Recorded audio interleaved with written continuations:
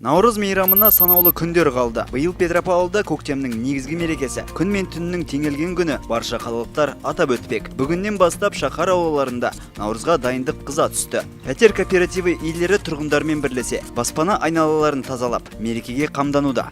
Решили в этом году праздновать Наурыз. Мерекені аулада қарсы алуға шешім қабылдадық. Орталық алаңға бармай-ақ той-думанды өз үйіміздің маңында өткізуге болады. Болатбаев 32 және Жуков 23 үйлерінің ауласында шағын этно-ауыл ұйымдастырамыз. Біз ағаштарды қалпына келтіріп, мұз басқан жерлерді құммен жаптық. Шамамен 2 текше метр кетті.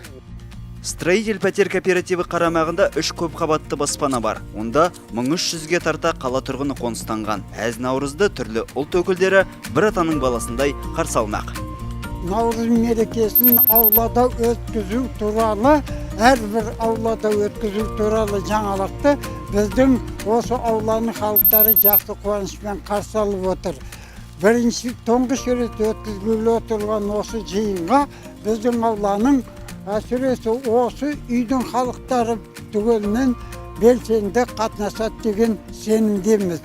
Өйткені халықтар осы мейрамды, көктем мейрамын жыл сайын аса сағыныспен тосады.